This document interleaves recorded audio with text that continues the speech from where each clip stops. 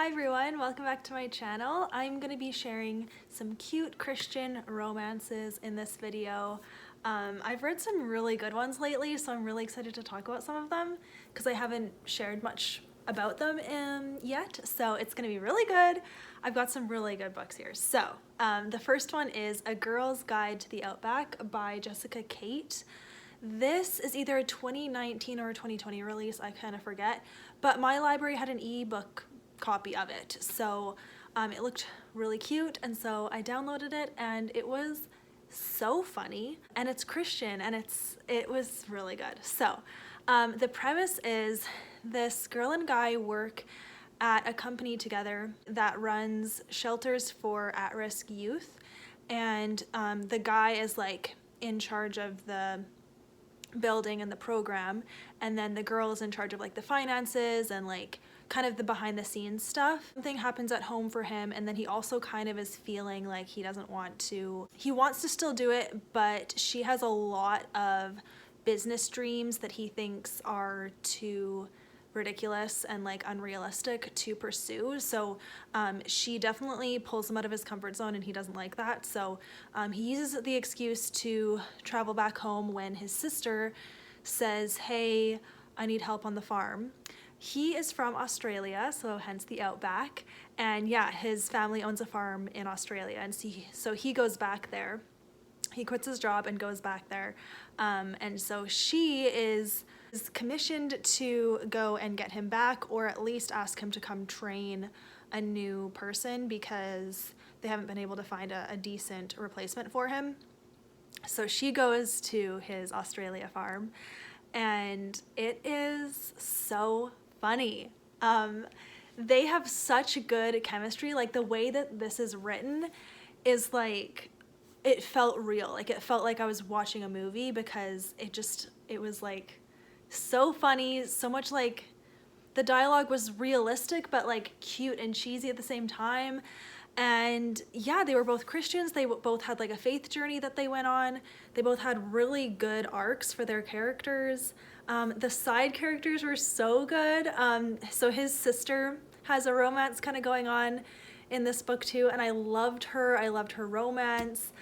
So everything about this, it was really good, and it was so fun to read a book set in Australia. I've never read that before, so I would definitely recommend this. My library had a copy of it, so check your library, see if there's any ebooks available, because this was really funny, a really good time. Okay, and next, it wouldn't be one of my videos if I didn't recommend a Susan May Warren book. So I would recommend reading Happily Ever After by Susan May Warren. This is the first book in I think like a 6 or 7 book series that she has. She writes about characters within the same town and all of their love stories. So this is the first one, and it's just really cute. There's always some kind of person trying to sabotage things, or they have their own emotional issues that like keep them apart. This girl is trying to fix up this like cabin house that she has, and the carpenter that she gets to help her is her love interest, and it's really cute. And then once you get to book, I always forget, I think it's book 4 that this is. Once you get to book 4, this is my favorite book by this author, and one of my favorite books of all time.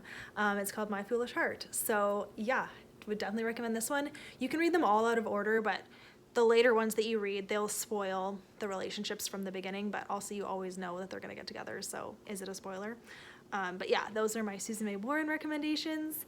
The next one is 3 in 1. This is like a novella collection. It's called Chance of Loving You. I also read this through my library. And the 3 authors are Terri Blackstock, Candace Calvert, and Susan May Warren. So 2 of my favorite authors already. And then Candace Calvert, I've never heard of her, but her story was really good. All 3 of these stories were very, very good, but I actually liked the first 2 the best, which were Terri Blackstock and Candace Calvert. I thought they had the best stories, and they were the first 2 in this book. So yeah, I think my favorite was Terri Blackstock's. It's about this girl and guy who meet in a diner, and he leaves her half of his lottery ticket numbers, and then they win the lottery, so the both of them like split the winnings because they each had half of the ticket, and then it's them like trying to figure out how to manage all this money, and also they really like each other, and it was so cute. And yeah, the other two stories were really cute too. So definitely check if your library has this. It was so good. It was good enough that I would read it again. Like, I was very entertained, and the dialogue was just, it was funny, but it felt like real. It wasn't like overly cheesy, and just funny stuff happened. So yeah, I definitely would recommend this book. Okay, I don't generally like this author's books, but this is the one that I do like and I would recommend because it's cute. It's called Barefoot Summary by Denise Hunter. And yeah, I didn't like any of her other books, but this book is really good. You follow this girl who had a twin brother, but he ended up drowning.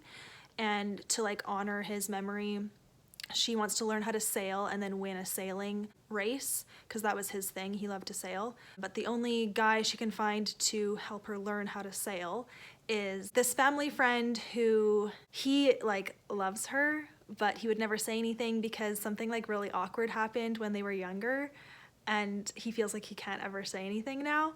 And she has no idea, and she also has a lot of like trauma and like issues that she hasn't worked through about her brother dying. He helps her learn how to sail, and their relationship is so cute, and I found the faith in here to be really, really excellent. I thought it was genuine, and I just really enjoyed seeing their journey of coming back to God and believing him again. So this is definitely really cute. It's set in the summer, so that's like a nice backdrop, and they're on boats, and yeah, it's a good one, so I would recommend this one. Okay, this is a pretty short novella, but it's called Take a Chance on Me by Becky Wade. This is like a prequel novella to her new series that is coming out, so I'm really excited, and this is free. So if you go to her website and go to this book, there'll be a free download, so I would recommend just read it. It's really, really good. It's so cute. It's about these two characters that were together, but then he went off to the war, and he didn't tell her that he was getting stationed again, so she felt really betrayed, and like, you strung me along and then you leave, so she's mad at him. But he's back, and they both end up having to help her sister-in-law take care of her new baby because her sister-in-law has blood clot issues. So the two of them have to take care of the new baby, and it's so funny and really cute. So yeah, I definitely would recommend reading this one if you want a cute story. Okay, the last two I have to hold up, so I would recommend reading Sweet on You by Becky Wade. This is actually the third book in a little companion trilogy, but you could read them out of order, but obviously they spoil who they're with, but you also know that they're gonna end up together, so is it even a spoiler once again? But yeah, this one, I would say, I don't know, they're all really cute. This one's really, really cute though, because the trope that's in it is a good one that a lot of people like, so it's the friends to lovers trope, and it's really so cute. But this one has a little bit more high stakes, so if you want a little bit more heart-pumping adventure in your cute Christian romance, then this would be a good one to pick up. And yeah, I think it's really good, so definitely recommend this one for a cute romance. And then I just recently read this, and I also just recently hauled it. It's called A Worthy Pursuit by Karen Witemeyer. So this is the first book that I've ever read from this author, and it was definitely very cute. So this is set in the late 1800s, so if you like historically set books, then you'll like this one. And this has a very fun plot. I really, really liked the plot.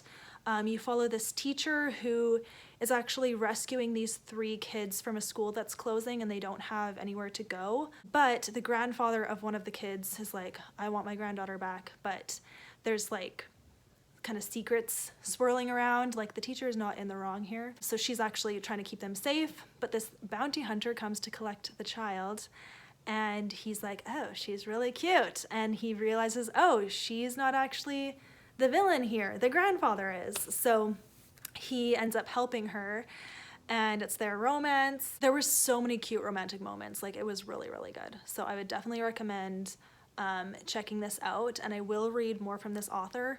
I don't love the 1800 backdrop, but the romance was good, and the Christian faith in here was really good too. They would like pray throughout it, and I just thought it was really good. So yeah, definitely recommend this one. So those are all of the cute Christian romances that I would recommend right now. There's so many good ones out there, but yeah, these are the ones that I've read kind of recently that are really, really good, and some of my faves. So if you have any authors or books that I didn't mention, I would love to get more recommendations. So if there's anyone that I didn't say, I will definitely try to see if my library has them because that's the only way that I can read new books right now. But yeah, thank you guys so much for watching this video. I hope you're doing well, and I'll see you in my next one. Bye.